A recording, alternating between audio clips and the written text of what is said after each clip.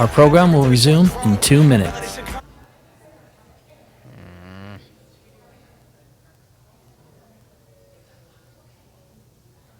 Well, I'm going to start now, not in 2 minutes, sorry. I can do that.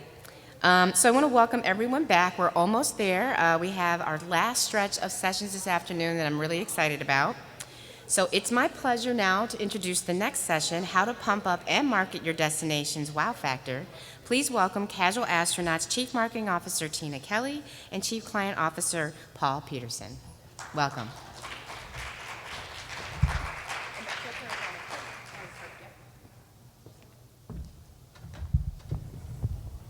Should we sit in the middle? This works, right? Wow. Bright. Spotlights. Haven't seen those in a while. Well, welcome everybody. Thanks so much for carving a little time to join us for our conversation. As she mentioned, we're from Casual Astronaut. We're a content marketing agency based in Phoenix, Arizona. I'm Paul Peterson, Chief Client Officer. And I'm Tina Kelly, Chief Marketing Officer. Go ahead. I was going to say we're excited to be back here our 5th time at DI. It would have been 6th if last year in person would have happened. So super excited to see a lot of friendly faces, clients, vendor partners, and great to be here in beautiful Baltimore. Yeah. Without further ado, we'll go ahead and jump right in. We'll try to leave a little bit of time at the end for questions, but feel free to interrupt or raise a hand if there's something that you're particularly interested along the way. Yeah, if we're moving too fast, that's another tendency that I personally have. So, all right, let's get started. This probably looks familiar to some of you. We've all spent the last year obviously sheltered in place, but I think what's been most encouraging and most interesting is that during this time, people have been really fantasizing about escaping, right? They've been looking to travel, they've been daydreaming about where they're gonna go as soon as this is over. We, at our office, took our team on a virtual trip to Kyoto, Japan. Those types of experiences are things that people are really eager to be thinking about. And so what's encouraging is, as probably you've all experienced so far, is travel is back, right? We're seeing the resurgence that we had hoped for.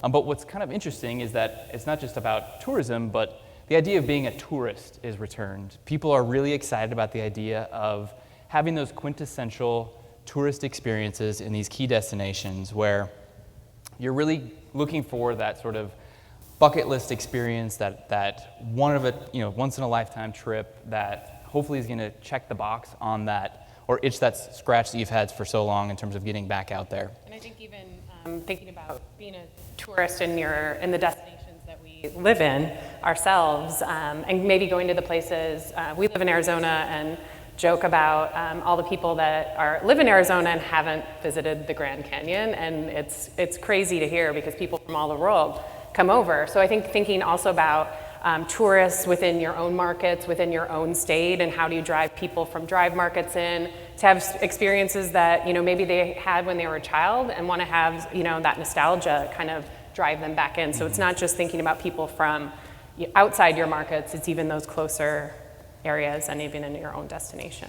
And this is an example from American Airlines of what they've sort of started to promote this idea of being a tourist. And a recent study by American Express showcased that spending with travel agents is up, spending with tour booking is up. So people are looking for that sort of assistance in figuring out the best way to experience these destinations.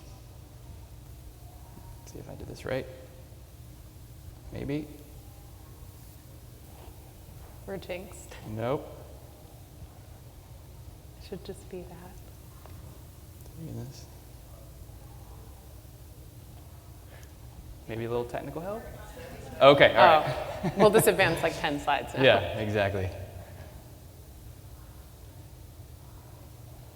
Perfect.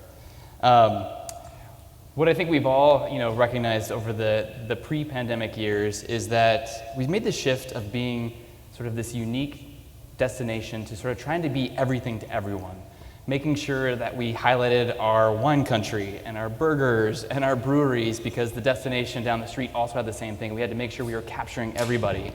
But in that, we sort of watered down the message. We became nothing to no one. And believe it or not, these are all images from other DMO websites, but can any of you tell me where these places are? It sort of genericized the idea of travel, and we moved away from destination marketing to just really travel marketing. And so the opportunity in our idea is that there's a chance to kind of go back. And using a dated idea word model, we pulled a couple of different unnamed destination websites and the copy that's on those sites. And you can see this is all pretty general. There's no real distinction or ways in which people are standing out. They're using a lot of the same language. And so how can we kind of move away from that to make your destination stand out? One area we can take a cue from are travel magazines, right? They're looking to capture that immediate reader attention with something that's going to be visual, that's going to be quintessential, that's going to showcase what they're promoting and hopefully getting you to dig in a little further. Some examples here from Travel and Leisure and Afar where they're showing what's going to be that sort of scene-setting moment that's going to get you to peak, or your interest to peak, and hopefully get you to dig in a little bit further. So to kind of break some of this down and set up a formula for how you as a destination can kind of take advantage of building upon these wow factors, as we're calling them. We put together a really straightforward, really simple formula. We think it makes a ton of sense, and it kind of dumbs down that whole idea of like, well, what do I do now? So kind of want to walk you through that and then share with you all just some high-level tips. But to set the stage, the formula is really basic, thinking about that sense of place. So what makes you unique? And what makes people really want to be there? And I think the photo samples that Paul shared, they could be anywhere. So thinking about how do you create those experiences, showcase those experiences that make your destination look unique and make that person want to be there. And I know, there's destinations from all over here and representing around the world, large and small, state, local, municipalities, and we talk to a lot of DMOs on the smaller side of things who, well, what if we don't have a Niagara Falls, as the Niagara team does here, or a Grand Canyon, or a museum that everyone must see. There are things within every destination that are unique, and it's pulling those out and bringing those to the forefront and telling those stories. So as we go through these examples, we'll try to share some at all levels so that everyone can kind of take away from this formula.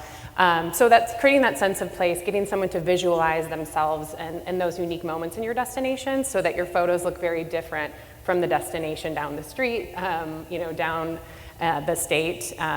And then grabbing those marquee experiences. Are they festivals, times of seasons that are really important to your destination where you're offering something that no one else is?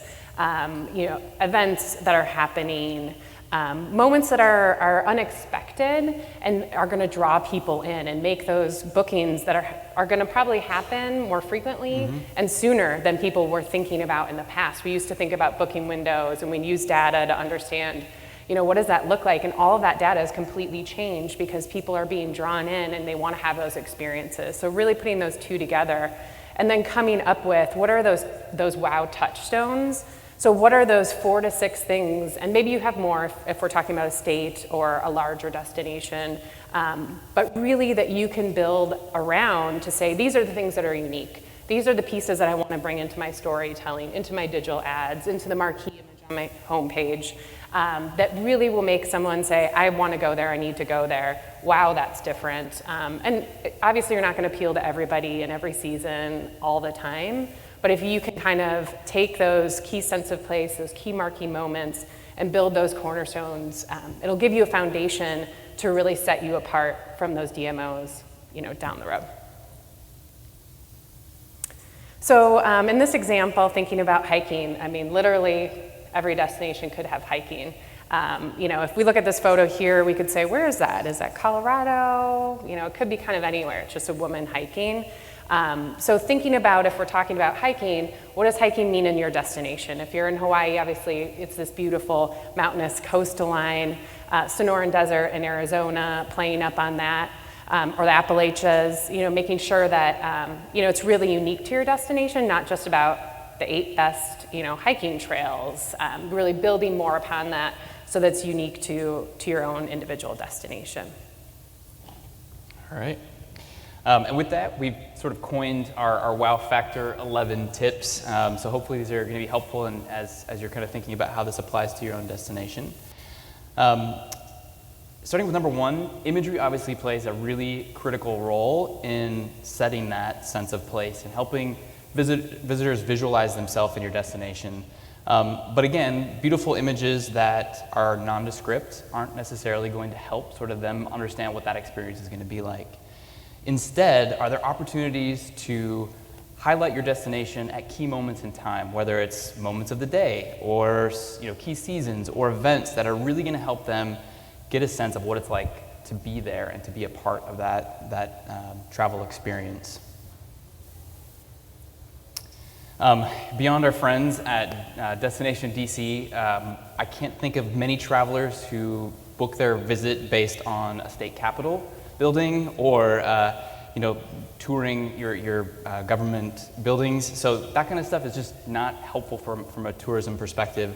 Along the same lines, sort of indescript shopping or downtown destinations or those chain restaurants. Those are helpful and of course useful in some of those instances where you're helping to guide people towards things that maybe are associated with a meeting. But again, when it's thinking about those inspirational moments, those elements really can be sort of shifted towards the more encouraging. Thinking about those iconic moments where you can showcase what makes your destination special. And again, as Tina mentioned, you may not have an arch, you may not have a Grand Canyon, but there are definitely things that are special to your destination, and the way that you shoot them or the way that you highlight them can really help sort of set the stage. Again, these are all burger shots from a variety of different DMO websites, and we would argue that everybody's got a great burger, right? And unless you are Minneapolis and home to the Juicy Lucy, really, the burgers aren't something that's going to draw a traveler in. So instead, look for those key opportunities to spotlight those experiences that are very distinct to your destination, whether it's the unique take on tacos in Southern California or Tucson, or the amazing seafood that we have here in Baltimore, or other coastal cities, or the barbecue that can be found in St. Louis or in Kansas City. Those are chances to really showcase what makes your destination special, and from a culinary experience, how it ties back to the cultural heritage and what's just specific to that geography. And I think just to touch on, we know sourcing photography and paying for photo shoots and that type of thing can get really costly, but using, pulling in user-generated content, people love to take pictures of their food. How many of you have taken pictures of your food while you've been here already? I think I've seen some on Twitter, right? So, tapping into social media, as content producers, our agency, reaching out to those local restaurants. If you have photos to share, can we share them? They're gonna be really stoked to be able to have you leverage that content. So looking at that, not from just a photo shoot perspective, but how can you capture unique, authentic photos through those resources that are pretty widely available? Absolutely. Shopping is something that we understand is an important revenue driver. Those are critical partners in many of your destinations. But looking for those opportunities to sort of shift away from just promoting your outlet malls to showcasing what that shopping experience can be like.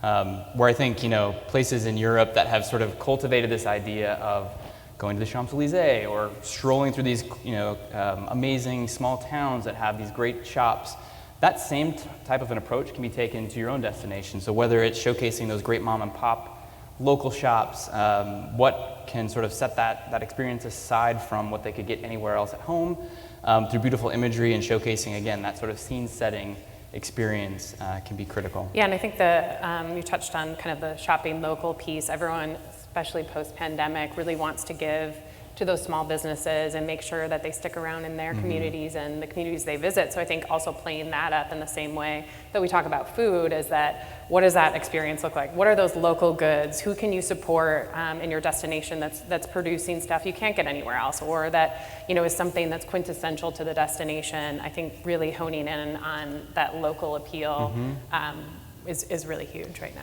We'll talk a little bit about accommodations further on, but again, another way to sort of highlight shopping is, are there unique ways to experience it? Are there bike tours or ways in which you can sort of get more immersed into the local scene? For the past sort of decade, I know that a lot of DMOs, and we've, of course, guided our clients toward the idea of highlighting locals and showcasing that local shop owner or that local restaurateur. But as sort of everyone sort of embraced that idea, it's become a little bit sort of Disney and sort of characterized some of these individuals. And so we're thinking that there's an opportunity to sort of shift away from that sort of persona-based sort of approach to really connecting travelers to those residents in a way that it's culturally significant and highlights the geography in a way that's going to encourage them to dig a little further. So whether it's the thriving Native American scene and art scene in Arizona, or the amazing contemporary Asian cuisine that's happening in Las Vegas, highlighting that in a way that's going to then drive people to dig in a little bit further. So tying that individual, that cultural experience to other things that are opportunities to dig in further, whether it's a museum or a district within your town. There's ways to sort of create that authenticity through that cultural context that makes it feel like it's more of an opportunity than just sort of showcasing an individual. And then most destinations have seasons. Arizona's a little different. We have two, probably. Promoting through the season. So we think about, as digital marketers, content producers, supporting our clients is really, we focus a lot around seasons. And I think before, pre-pandemic, we focused a lot around supporting our clients through more of the shoulder seasons, knowing that, and off seasons, knowing that during their peak seasons, hotels are booked. They don't need necessarily as much content or as much media, certainly, because people are already flocking to those destinations. And what we're seeing happening post-pandemic is, people's travel has completely shifted. They're traveling to places they never would go to in summer moments, the same in winter moments, because they just have that desire to get out and have those experiences. So I think, thinking of that mindset when we're thinking about our marketing, when we have media in play, has completely changed from a seasonal perspective. But having that content available, having those experiences served up, whether that's in your emails, your website, your digital marketing, to promote what's unique in your season or in your destination in each season is key. So, we think about, obviously everyone, fall leaves and wineries during the fall seasons, skiing and snowboarding during the winter seasons. Those are kind of given things, and depending on your destination, probably things that you do need to really pump up and promote. Specifically, if you're in Aspen or Telluride, you need to talk about skiing. But what are those other moments that are very unique to your destination, or what do you have that people might have never seen before? Alton, Illinois has eagle season. I've never heard of it before. We chatted with them, and people flock there during those moments. Yeah. New Orleans has Halloween. Minneapolis, St. Paul area has the ice castles. So those things that set you apart from a destination that doesn't have that it's going to be different than hiking and biking and skiing. What are those moments that are going to draw people in seasonally and playing up to that? Another fun one are these pop culture moments. So we know, I think of late, especially as we're consuming so much content on Netflix and HBO and all the millions of streaming channels now, people are flocking to destinations, where Stranger Things or Game of Thrones, where all these movies and TV shows we love so much, to draw us out of our homes into these places where we've spent time on these screens and really connected with these towns and with these destinations and the characters that were a part of them. So playing up to anything that you have within your destination, where maybe a film was produced there, whether that happened currently or you want to tie into nostalgia. New York City with Hamilton, a great example, or the Wild Trail after the Wild movie. People are just flocking to these places. So I think thinking about what do you have that's unique, and that doesn't have to be a movie being placed there or filmed there. There's opportunities to play up. Are there local celebrities who were raised, in your community, or have moved back? Olympic athletes. Just thinking about, and from a pop culture standpoint, sports perspective, people spend so much time, are so interested. Is there a way to capture an audience based off of that? I think it's a good point, and I think we almost approach it from a journalistic perspective of, is there an opportunity to take advantage of something that's timely and relevant, that you can figure out a way that your destination fits into that sort of discussion, things that are happening locally, and I think the Olympics is a great idea. Yeah, or celebrities visiting. I mean, I think everyone loves to know that a celebrity took an Instagram photo in the same place that you can do that as well. Paul touched on earlier the unique accommodations. I think Airbnb and vacation rentals have been in play, for a while now. It's nothing new, but because of the pandemic, people are starting to think about those experiences differently. Certainly in the early days, it was very focused around safety and, how can I be with my loved ones in a safe way and know that, everything is going to be a great experience and we can come together and be together. But that's here to stay. I think people are really looking for those opportunities. And I know, from a destination perspective, it's a little challenging knowing where, hotel tax dollars are so important to the infrastructure of your organizations, but making sure that you're also including those other opportunities for people to take advantage of experiences. I think, some of the yurts that are happening throughout, or the glamping is super huge. Those different opportunities that people can experience an untraditional way of, staying in your destination and experiencing it. And I think once somebody gets in one of those situations, they're not just spending their time, especially now post-pandemic, within whatever that structure is, they're going out and experiencing. So creating content and storytelling about how you can experience the destination and go out and, to the restaurants and bars and wineries while you're also staying in these different types of experiences. Another example is kind of recreating this only here itineraries. I think you've probably heard us talk a lot about what that unique thing that will draw people in and those 4 to 6 kind of touchstones from a wow factor perspective.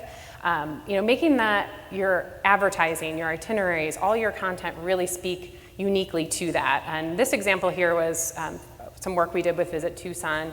Obviously, they're down in southern Arizona. They're a big golf, spa, destination, hiking, biking, much like a lot of places in Arizona. But these photographs here are unique to Tucson for the most part. The pool one, you could probably argue, it could be anywhere.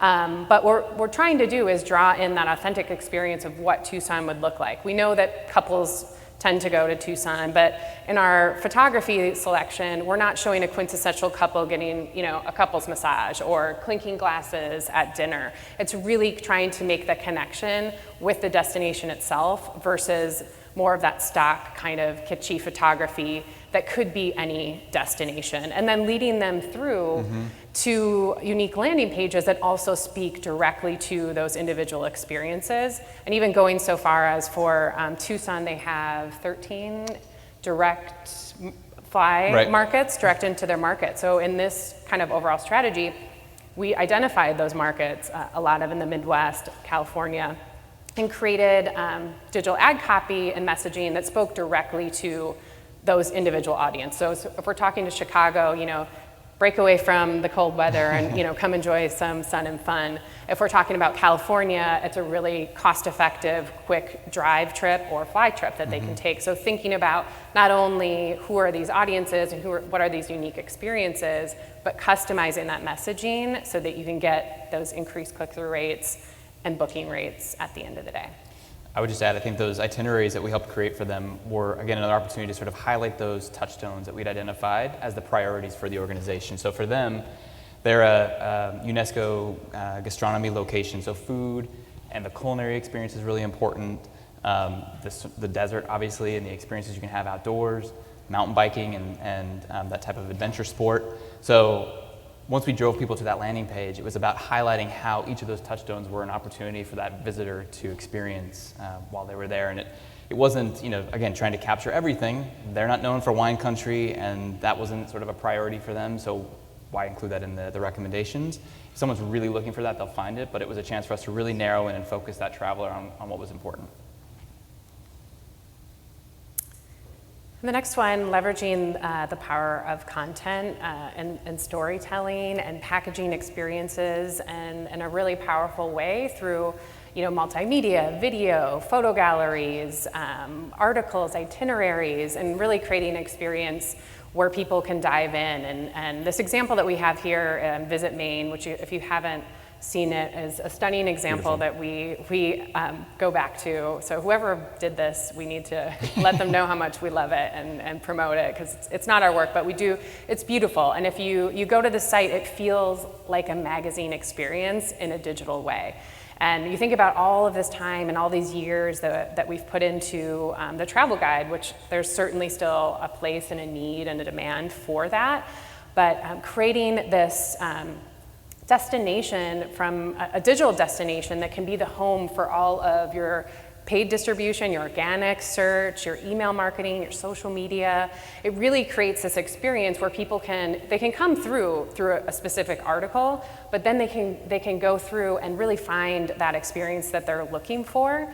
And if you think about this from an organic search perspective, the opportunity is huge when you start to produce this content specifically for digital versus thinking about, I have all this amazing content in my travel guide. How do I now make this digitally friendly, make sure it's search optimized? So if you kind of switch the way you think about it, and you could certainly repurpose all of this type of content in a travel guide, we just think that that's such a powerful way to position your destination as the go-to resource for content and information and advice and tips for your individual destinations. And I think we talked to a lot of destinations, and I know that there's certainly some destinations and websites that have booking capabilities in them, but for the most part, travelers aren't booking hotels on destination sites. We are hopeful, and we are tracking, and we measure that we're showing intent, and we're driving them over to make that booking decision, but they're really coming to you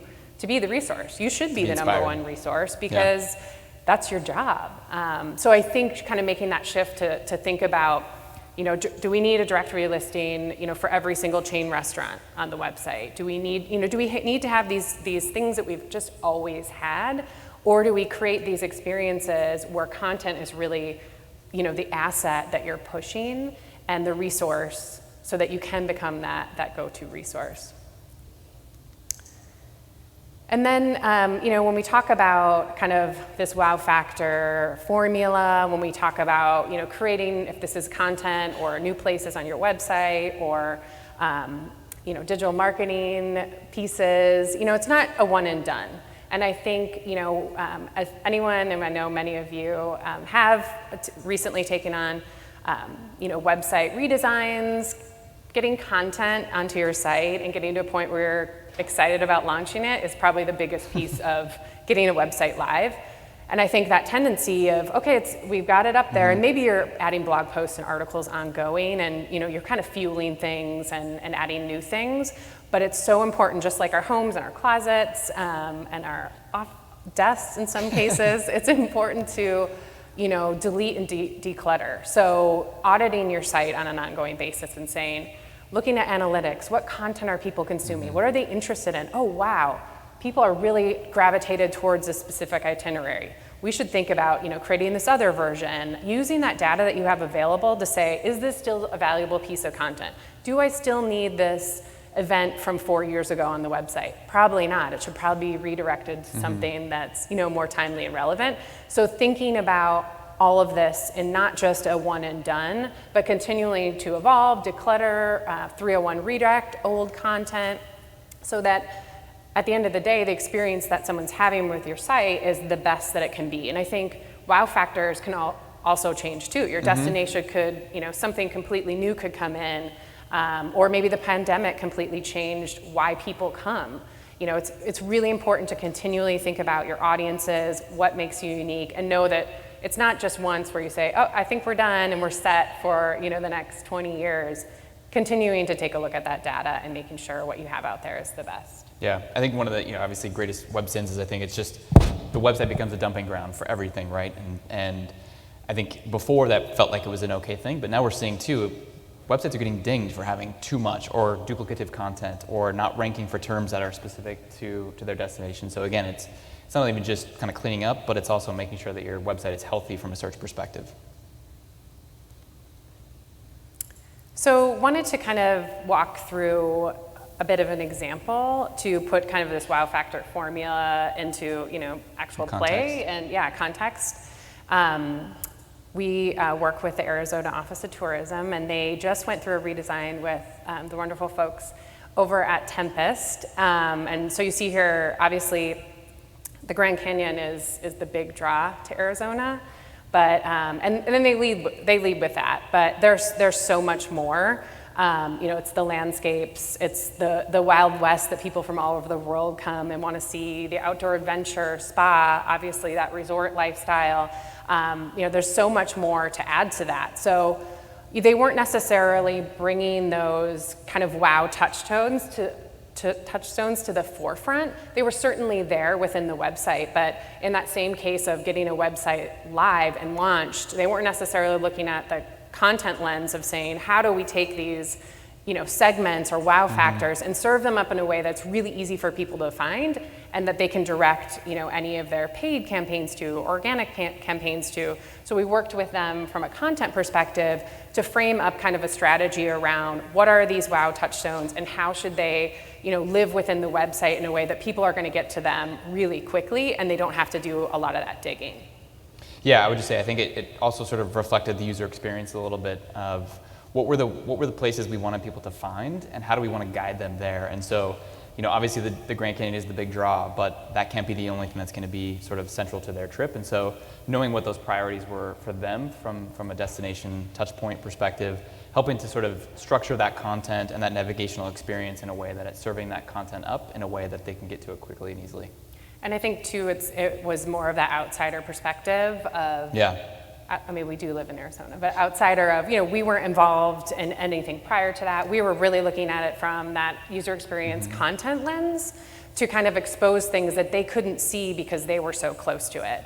And another thing that we're doing with them ongoing is continuing to audit that, showing them where people are engaging from a content perspective, where they can produce more content, where there might be barriers to organic search as sites grow, making sure we're just cleaning those things up. So to that example of, delete and refresh, and that's kind of at play, but having somebody from an outside perspective who wasn't so close to creating it and creating the content, help them kind of frame that up, I think was a big valuable asset. Yeah, I think one of the other key learnings from that was being a state, it felt a lot of the times overwhelming for a traveler to sort of figure out how they could explore the entire state, or if they were going to the Grand Canyon, realizing that it's actually, a pretty healthy distance from Phoenix if you're flying in. So helping break down the state in a way that felt, again, more accessible to the user and thinking about it almost in districts or regions so that it made it really clear for the user to understand, if I'm going there, here's the things I can do when I get there and experience in a unique way. And again, helping kind of create that sense of place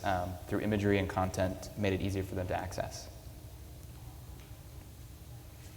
That's another example. I think we did good on time. Yeah. Yeah, so we have a little bit of time if anyone has questions or wants us to kind of dig into, any of the elements of the presentation. We're happy to. Yeah. If there's a microphone. Oh, there she comes right behind you. Hi, Douglas Trueblood again with Bermuda. If you can't tell by the shorts. Yes, I love it. Paul should have had a bolo tie on. One thing that I don't know, are there any other islands here? All right. I think We're the only one. You're the lucky one. One thing that we did just recently, I looked at all the island websites, and we call it the Sea of Blue because every single one of us showed the exact same thing because we're an island, and what are we going to show but the ocean? That's what people are coming here for. And so it was really interesting. We're going through a brand study right now, and I was just going to try to get your opinion on, when people are looking for destinations like myself, and they're looking for an island, of course they're looking for the water and all the water sports to do, and we talk about all the other things that you can do on the island, but obviously when we did a heat map, everybody was going to the water, right? Yeah. And so the point of difference for Bermuda versus, the Turks and Caicos or Bahamas or Puerto Rico, all of us are in that same sea of blue, Yeah. right? And so it's really interesting that you brought up, because that's something that we're going through right now, and just kind of wanted to get a little bit more input from you on how you would evaluate a destination that is somewhat limited in the sense of what we have to offer. And when we talk about our culinary, we talk about the experiences that we have. We actually have an experienced team in the marketing department, and that's what they do.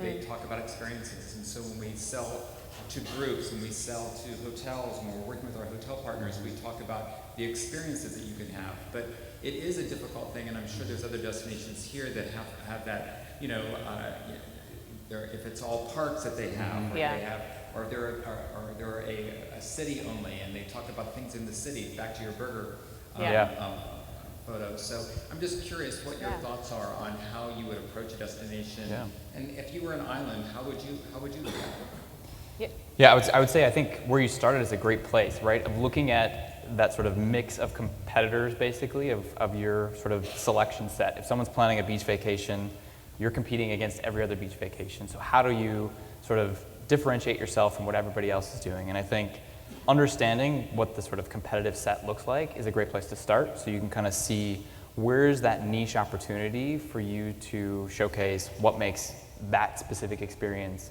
different and distinct against the others. And I think, obviously you're blessed with having beautiful beaches and wonderful warm water, but are there ways in which you can showcase that is a little bit different or distinct for a particular traveler type? Or are there events or accommodations or things that are very specific to your island experience that would make someone say, out of all the islands I can go to, this is the one I really want to pick because I can have this distinct, unique opportunity? Yeah, and I think I'm on digital marketing side of things, so any data I can get my hands on is valuable data. So I think looking at search insights too. So what are people searching for when they search for your destination? How are they searching? I think that is really helpful to understand why they might be choosing your destination over another destination. You're certainly going to find a lot of similar terms when you do that same thing from a competitor's perspective, but look at that organic search behavior. And that, I think, would give you some insight to say, oh, this is what I'm seeing people coming to my site for versus other islands. And I think always taking advantage of surveying and doing, some of that audience work. And there's really affordable ways to do it. Put a pop-up on your website and ask people why they're picking your destination over other destinations. What is interesting to them? Doing that research, having people coming into your market, geofence, within your own destination, serve up surveys, collect data from people who are actually made that decision to come into your market, and that's going to give you some really powerful insights to kind of build some of that framework and say, oh wow, I had no idea. I should start showing more photography, of this specific location or people doing these types of things. Great question.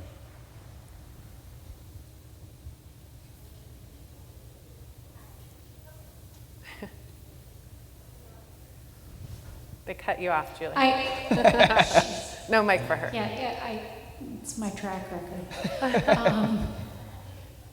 Could you do a deeper dive on video content? As we've seen consumer behavior and search change and platforms, what type of video content do you see being more engaging and leading to higher conversions versus, and I guess it probably dictates which platform as well? Do you want to start? Yeah, great question, Julie. I think with our attention span, these days being limited, and especially when we see an ad come across or a pre-roll happening, I think we've seen more success in the shorter form video content where it's not a giant ask for someone to watch a really long video through, let's say, social media channel or, connected TV, which is more like a commercial. But I think those, if you have the budgets to push video across, traditional formats and, advertisements and being able to do some of that really powerful storytelling in a longer format, there's certainly a place for that. So I think it's looking at individual budgets, understanding, what's priority and where that placement is, and then coming up with a plan to how do we achieve video, because we know it is important, right? In some places we have to use user-generated content and rely on other people capturing that video, maybe less produced content. So I think there's a place for that as well. Yeah, and to give some credit to the Niagara team, I think you've done a beautiful job of not just showcasing the falls, which obviously are important and a big draw, but the video that you've created shows people like being, on the boat and feeling the rush of that experience, or being down in the falls and feeling the water, crashing on you and your family. So it's experiential. It's setting the stage for what someone can expect. It's not just sort of beautiful imagery, which you do have a lot of, but it's again creating that sense of place, that sense of experience that someone's going to really understand what it's like and hopefully pique their interest in making that commitment. Anyone else? Any other questions? Oh, there's one. Oh, one back there. Hi, Sean from Chattanooga Tourism. As you were going through your presentation, I noticed a lot of the things that we are already doing well in terms of the wow factor, so that was relieving. One of the things that we struggle with is, just specifically with our content, is that kind of adherence to an editorial calendar and not thinking journalistically, which I think is really important. So I was just wondering if you all have any tips on how we can encourage our team to kind of be more immediate when, say, a celebrity comes to town. How do we take advantage of that? That's a really great question. I think we as content marketers approach content programs from a strategic standpoint. So once you sort of have identified what those touchstones are, what those priorities are, sort of creating that editorial plan over the course of the year, so you know what those evergreen opportunities are, right? You know you're going to have to do something around, spring break or this particular event that happens every year. You sort of block and tackled those big things, which then you can free up your team a little bit to then be more reactive to those quick turn, you've got a celebrity in town, or this particular restaurant gets some notoriety and you want to make sure you're showcasing that as an opportunity for someone to come and experience. Sort of blocking, tackling those bigger elements across the year frees you up a little bit to think about, gosh, we can be a little bit more nimble when it comes to those things. For a lot of our clients, they lean on us to sort of handle that block and tackling over the course of the year so their team can be freed up to be a little bit more reactive because they are in market, they know exactly what their partners are doing and are able to sort of be a little bit more reactive to that kind of stuff. So that's one idea. I don't know if you have... Yeah, I think another, not knowing team sizes and, people wear many hats, thinking about it in a way of like, it doesn't have to be a full-blown article, right? It doesn't have to be, oh my gosh, here are the photos, here are all the things about this, in your example, specific celebrity in town. You can take advantage of someone else's, producing content about that, or your PR firm, got you some type of coverage. You can do a little synopsis and, take some of the weight off of your team and link out to other resources, that might be available or have been, showcasing some of that content so that you're not carrying all that load, but you have a home and a destination within your website to drive your social media to, email to, whatever that might be. So I think prioritizing when those things happen to say, oh, this one, there's a lot of coverage already. Let's kind of just do a recap and provide those resources, or saying, well, everyone needs to take a moment, we need to take advantage of it because it's such a big opportunity and take that time to produce that piece that really has that journalistic integrity. Yeah, I would add, I think you don't have, to Tina's point, you don't necessarily have to be an article, right? You can lean on things like Instagram stories or carousel ads for Facebook that showcase that unique experience, but it maybe is a little less of a heavy lift. Yeah. Great question. Anything else? I think we're out of time. All right. Well, if anybody wants to kind of walk through that wow factor formula and just, as an exercise, we'd love to chat with you while we're here. We can give you our contact information, but anyone who wants to chat further, we'd love to. Please bring a card over. We'll happily set up a 30-minute call or and if whatever anyone's it works. Suns or Bucks fans, we might be having a... You guys in the Connections Lounge? What's that? In the Connections Lounge? I think we may be in the Connections Lounge later. You'll find us. Yeah, we'll be around. You're here. But yeah, any Suns fans, we're going to be cheering the Suns on tomorrow night. So come find us. Well, thank you, Tina and thank Paul. you. Thank you so much. Thank you. All right, so we're going to get to our next session. All right.